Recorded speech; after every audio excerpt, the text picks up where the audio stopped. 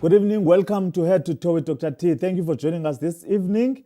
We are live every Thursday, Pumakaba TV.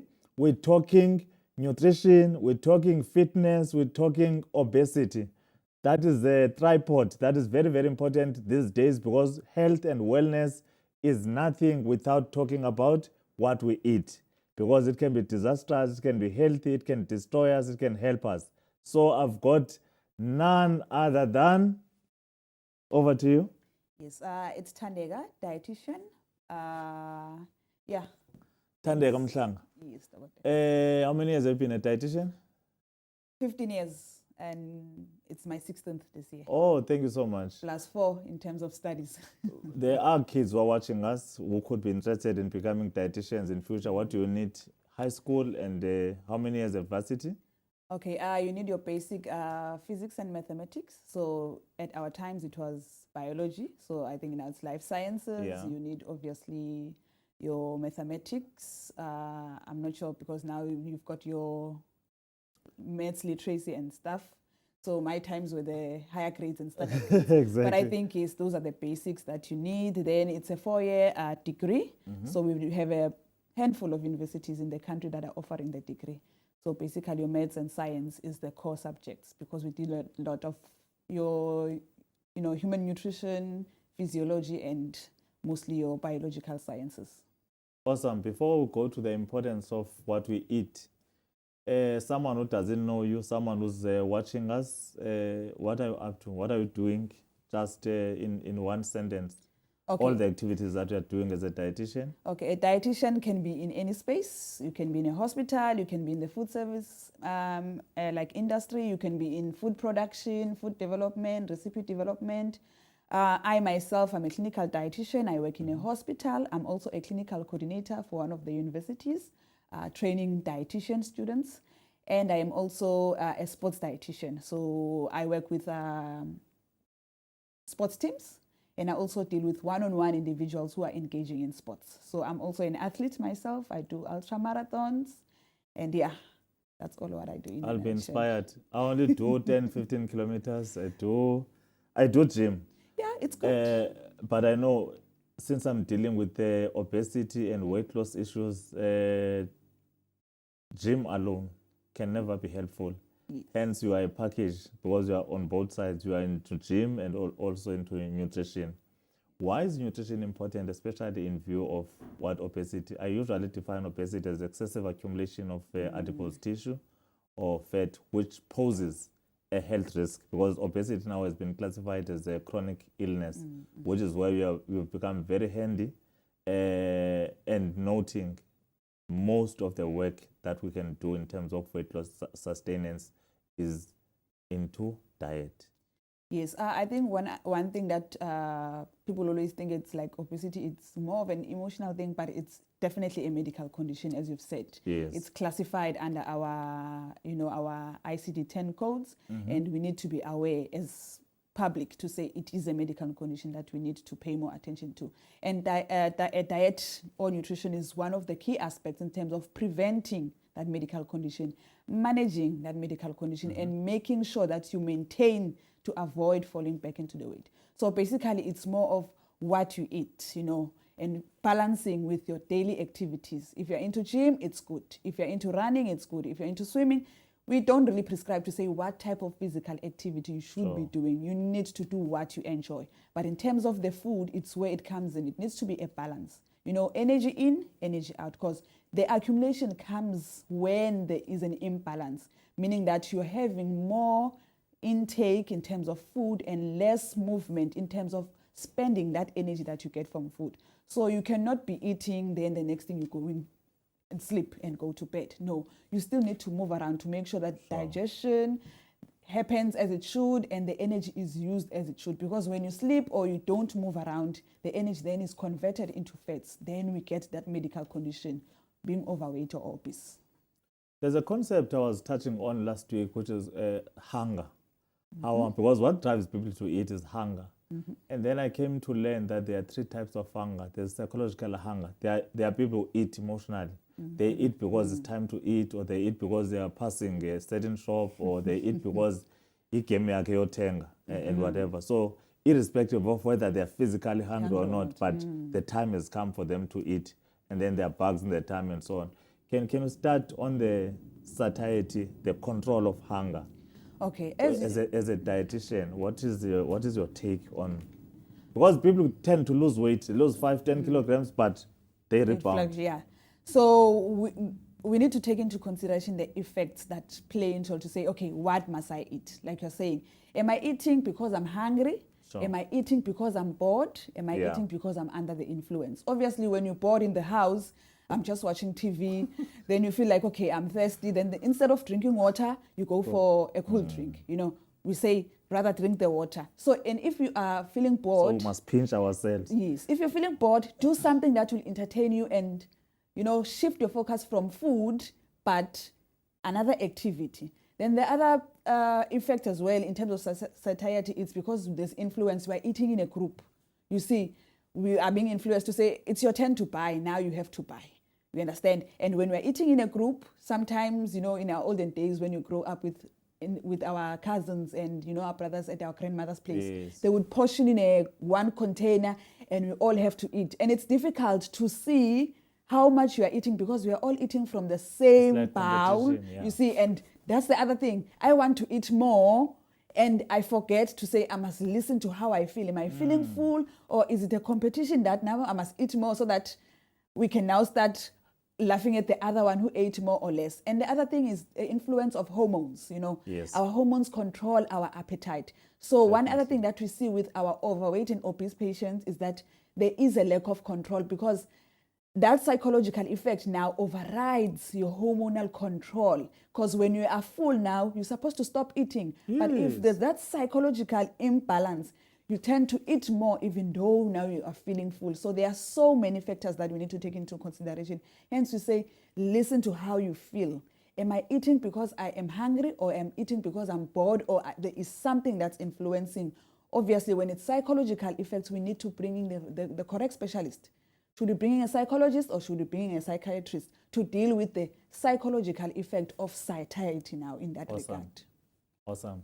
Do you work along with the biokinetics and so on? Because obesity is something that needs a multidisciplinary. That's why you are very interesting, because you're into fitness and then you're into diet. As a clinic, since you said you are doing a lot of fitness and wellness activities, do you have other professionals in the team? Yes, we do have access to physiotherapists and biokineticists. Obviously, most of our clients, should they have a medical condition, they are usually referred by a doctor, a GP, or should be a specialist. We do accept such referrals. But one thing that you need to know as health professionals, we've got different scope of practices. I, as a dietitian, under the council, I can only deal with dietetics and nutritional matters. Awesome. Let me hold you there, Thandeka. We'll be back shortly. We'll take a short break. Thank you for being with us. We're talking about the importance of nutrition and diet when it comes to controlling, managing, and sustaining obesity, weight loss, and everything that talks to wellness and health. Noting that obesity is now a chronic disease as recognized by the World Health Organization. Stick with us. We'll be back shortly. Welcome back to Head to Toe with Dr. T. Thank you. Don't forget, you can always catch up with us from Free Vision app, Pomakaba TV, that is DSTV channel 260, and SABC Plus. We talk health from head to toe. And follow me on Apile Communications on all socials, Pomakaba TV on all socials, TikTok, Facebook, all over. We are there. Tonight we've got Thandeka Mhlanga, our dietitian, nutritionist, and a fitness guru. Not only in terms of talk, but in action. Thank you so much once more. You said you're working in a multidisciplinary team because this is a chronic disease. It needs all the angles to work. Why are people fat in simple terms? Why are we growing so much fat? Noting that there's a concept called globesity. There's a concept, obesity is a global problem. It's not only a South African problem, it's a global problem. We need to attack it, we need to conscientize people about it. Why are people getting fat? Okay, one thing that we need to take into consideration is the environment, you know. As we can see, obviously, from the old ages to the current now, there is urbanization, meaning that Yes. we're getting access to, urbanized way of living. Previously, with our, olden days, we used to have home gardens, which is one of the things that we don't have anymore, home food Yes. gardens. If obviously people are moving from the locations or the villages, they're going to the urban areas, there is not space adequately for you to have a food garden. Those are one of the factors. We look at the food environment. In terms of industry, there's a lot of changes. There's high foods containing sugar, containing salt, containing fats, and there's also access now, convenience. We've got these apps now where you can sit at home Yes.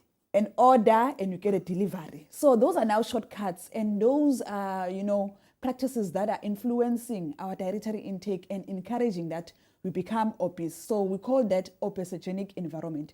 There's Okay. also, in terms of work, I don't get time to do certain things in the household. I don't get time for myself. I leave early in the morning, come back late in the evening. Those are also influences changing, in terms of our practices. Usually we used to travel. Walking was a thing. Yes. Now people don't walk. You can also request a transport Yeah. on certain apps. Physical Even a activity. kilometer. You see, physical activity is no longer that thing that is encouraged. Yes. In schools, kids now have the right to say, I don't want to participate in sports. In our times, it was said you need to have a sport every summer, every winter, you choose one. But now they've got the choice to say, no, I don't want to be part of sports, which are some of the factors that influence, in terms of having a population that's obese. And another thing that we need to understand is obesity is also genetic. Sure. If I am obese as a woman and I get pregnant while obese, the environment that my infant is going to grow up during development will be an obesogenic environment. Okay. So chances that they are going to be obese are also high. And as you see, nowadays we don't want to breastfeed. Breastfeed is another protective factor of obesity. So our breastfeeding rates have declined over time, and people are now formula feeding, and formula is one of the risk factors that gives obesity in childhood. So there are so many, factors, but generally the environment that we're in, coupled with the lack of physical activity, is what is causing our population to be obese. Yo, that's very awesome, and you've covered almost everything. That some of these things we take them for granted, and then when it comes to food, that is your field now. Where are we messing up? One thing that needs to be highlighted is there is no control when it comes to the food industry. Yes, we do have our Department of Health. We've got nice regulations, we've got nice guidelines, but implementation, monitoring, and evaluation is nowhere to be found. Currently, we have the sugar tax, which is trying to regulate the sugar content of our food items. But the food producers are finding, corners, shortcuts to bypass, that regulation, because I get you. if you're going to produce a food item, you're required to have it at a certain amount of sugar. Then obviously now, to cut down the sugar, they're using sweeteners, artificial sweeteners. They also do impact in terms of obesity. It's not like when you have artificial sweeteners, then you are free. Yeah, they've got their own problems. Yes, there's so many issues with that. And looking at the access as well, the types of foods that we have, there's so much fast foods that is easily accessible and affordable versus the nutritional food that is expensive. And Before you leave the sugars, Ms. Mhlanga, there are a lot of people who believe taking brown sugar is much healthier than taking white sugar. Can you actually deal with that thing thoroughly? Okay, so white sugar and brown sugar, basically it's the same. It's just the processing of it when they are making it. Because we know when you make sugar from sugarcane, it's burnt, giving that brown, Obviously, then inverted commas, it during processing, it gets bleached to give it the white. But in terms of energy content, it is the same. Hence, we need to reduce our sugar intake, be it brown or white, as well as our sweeteners, because they still contain energy. Some people overuse sweeteners thinking that they don't have energy and they don't contribute in terms of weight gain. So we need to control our sugar. Obviously, there are other food items that contain sugar and we are not aware. Our preservatives as well. Sure. Your condiments, your mayonnaise, your tomato sauce, your sauces, they contain a lot of sugar so that they can be able to have a long shelf life. There are so many things that we are not aware of. Hence, we always, as dietitian, educate people to say, you need to read your food labels. You know, reading a food label is very important. It will tell you how much sugar is there, how much salt, how much fat, and it is very crucial, and it helps you to balance in terms of nutrition. Awesome. I'm getting schooled. And then, why are we struggling to destroy our tummies? We've got big tummies. I attend a lot of men's conferences and so on, and there are a lot of people who ask you, what can I eat to just deal with my tummy and so on? Is there any such thing? Unfortunately, there is no thing such as targeted weight loss. Sure. You know, there is what you call activities that will contribute to a frequent weight loss. One of them is your running, and generally, weight loss, you cannot control where you're going to lose the fat as much as you don't control how you gain the weight. Yes, Sure. Most of us gain our weight in our waistline because obviously it's part of its genetics, basically, because we've got an abdomen and it's easy for the fat to be stored in the Accumulate there, abdominal yeah. years. Hence, we say you've got adipose tissue. And that is the most dangerous type of fat. Let me emphasize that. The visceral Yes. fat is the most dangerous type of fat because it causes insulin resistance, it chows your testosterone, it makes you prone to a number of other diseases, hypertension and everything. So very, very important. Visceral fat is central to our problems. Yes. So unfortunately, We need 6 packs. Let's hold it there before we answer. We'll be back shortly in a minute. We'll take a short break. Thank you for sticking on your screen. We are talking about the importance of diet and nutrition when it comes to attacking obesity to promote health and wellness through the eyes, ears, and brain of Umhlanga, our dietitian. Okay, we're still highlighting in terms of targeted weight loss. Yes. Highlighting the effects, obviously, of visceral fat. Yeah. Unfortunately, we cannot say this is how you would lose fat. It will be your body response in terms of physical activity. And there are certain activities that will give you a more rapid weight loss. And some of them would be general, just like you're running. We Yeah. see a lot of people lose more weight because of running, because running does have a very big what you call benefit in terms of weight loss. Awesome. But unfortunately, we cannot say the weight loss will be from the tummy. Yes, there are it will certain be from all over. there are certain exercises like your sit-ups, your biokinetics and your physiotherapists will be the best to advise to say, yes, they target certain areas, but unfortunately, it doesn't mean that they have more impact in terms of, hlasela mafuta in the waist area. And one other thing that we need to know, as we lose weight, we need to make sure that, yes, the body is meant to lose weight, but we need to preserve our lean muscle mass. Awesome. We've got fat mass. How do we not only preserve our lean mass? How do we build it? Yes. So 2 things. You need your physical activity and you need your diet. So when you consume adequate protein and you couple it with physical activity, because you need that influence, that resistance training to build your muscles. Basically, the 2 will stimulate protein catabolism. So meaning that, anabolism, meaning that the protein now gets built and goes to where you need. So the resistance training is very important. Okay. So hence why we work with physiotherapists. I actually need to restrict your dietary or modify it. And the physiotherapy and biokinetics gives you resistance exercise so that it gets coupled to make sure that you lose, yes, weight, but we need you to lose fat mass and preserve your lean mass, which is very important. Your protein sources, your meat-based proteins, your MFPs, which is your meat, fish, and poultry, making sure that you remove the skin. I know most of the time when you tell people to remove skin from your chicken, the nicest part of you see, when you tell people to cut off the fat from ukeme, you always fighting with people, but those are the things that you can implement. Your plant-based... Saturated fat is very dangerous Yeah. also. Your- But it's the one that actually makes meat so tasty and nice.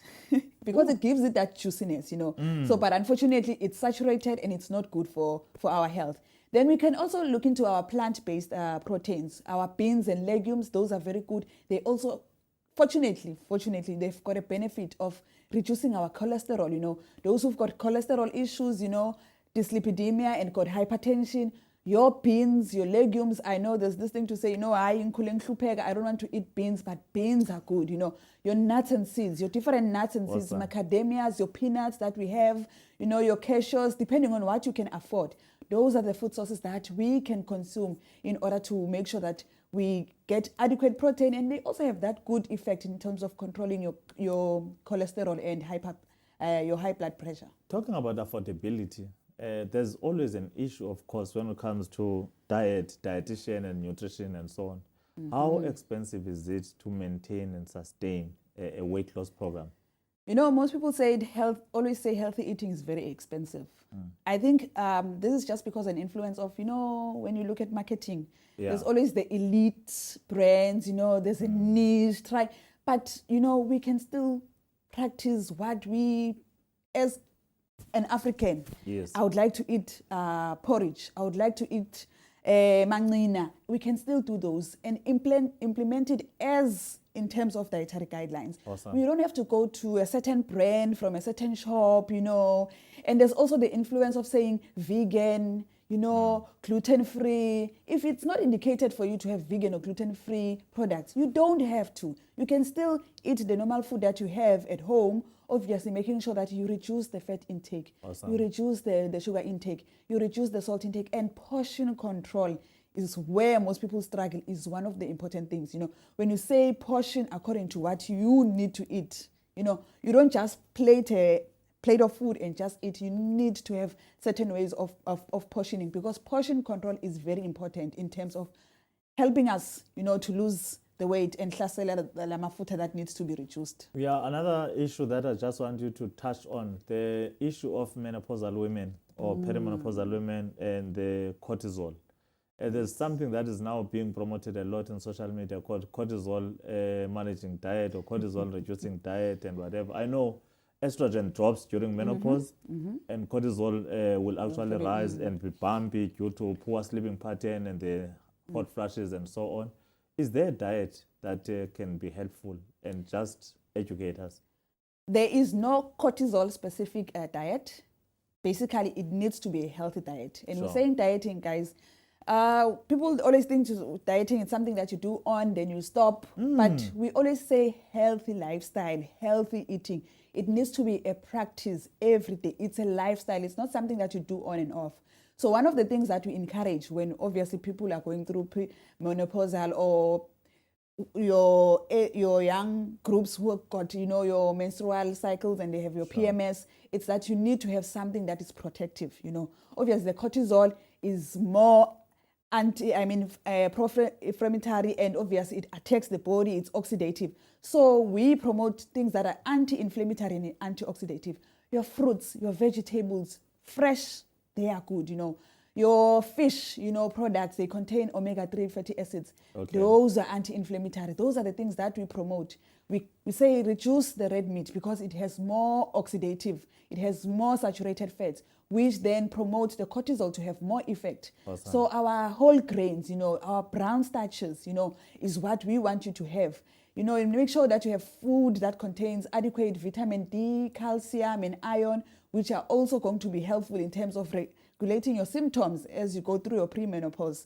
So those are the things that we look at. So your calcium are also good, as you've indicated that your estrogen drops. Yes. So our bone mineralization, meaning Yes. that our bone density gets affected. So we need to have a lot of calcium and vitamin D, and the exercise, it's where it comes in to make sure that as we eat the calcium, it goes where it's supposed to do, and the physical activity then strengthens the bones along with the vitamin D and the vitamin and the calcium that is consumed from the diet. As you close, there's a population that I want to touch on. We at least touch on menopause and general population. 13% of children in South Africa are battling with obesity. There's the elephant in the house, which is called children's obesity. And we grew up with our grandmothers who were actually holding kids. And, and whatever, and so on. They want plumpy kids. Yeah. What? Just your lessons to us. What can we feed our kids? Was they like sweet things, the sugary drinks, sweets, and everything? Can you touch on that? So basically, with our kids, it starts the first 1,000 days, as we know, for pregnant women. Sure. So most of us, we never plan our pregnancy. we get shocked, oh, I'm pregnant. Then you take it from there. So ideally, we're supposed to plan our pregnancy. Planning makes easy for you to plan everything else, not to be shocked now you're dealing with someone who's showing up within their third trimester, they are unbooked, they're already pregnant. So the effect of nutrition is also seen there during pregnancy, to say you were consuming all of these things which were unhealthy. Obviously, the practices such as smoking and alcohol intake influence. So the effect that is done there is then seen later during childhood. Once I've given birth, I don't want to breastfeed. Breastfeeding is not for me. So breastfeeding is protective. When we breastfeed our kids exclusively for the 6 months and continue to 24 months, which is 2 years. Yes. Most people are like, no, I'm not going to breastfeed until 2 years. That's very long. So breastfeeding has a protective effect against obesity. If you can compare kids who are breastfed and those who are formula fed, our formula fed infants and children are obese compared to the breastfeeding. Then one other thing is our kids, they learn from us. If I'm going to be doing takeaways every day, the kids are going to learn. Mama and Papa are doing takeaways, so they are going to adapt to this. If I don't want to engage in physical activity, I'm always sleeping, they are going to copy that and they are going to adapt that. Hence, now the kids are also obese because they take from obviously what they got while I was pregnant, and when they were young, I was feeding them. Another thing that we do is early introduction of food. A 2-week-old baby is now fed. Because we're lazy. You see, We're out of time. Yeah. Unfortunately, we're out of time. Tandeka, let me appreciate you. I'm sure I'm going to have you again because what you're actually sitting on is an ongoing topic. It's a journey that needs to be used almost weekly, if not daily, to transform people so that they do sustainable weight loss through nutrition and cautious and being conscious on what they are going to eat. Thank you so much. We appreciate your energy and your fitness and also the fact that you've touched on all the populations in terms of what we need to eat and the issue of affordability. We will definitely be on a journey. Thanks very much to all our viewers for being with us. Weight loss is not only a day thing, it's not a weekly thing, but it's something we need to do on a continuous basis because obesity is a chronic disease and we need to keep fighting. Physical activity is always at the center. 80% diet, 20% physical activity, then we shall win. Watch what you eat. Are you eating because you are hungry, or are you eating because it is time, or because other people are eating? And what are you eating? What you are eating could be promoting fat storage, or what you could eat could actually be promoting fat destruction because insulin is promoting storage. Thank you so much.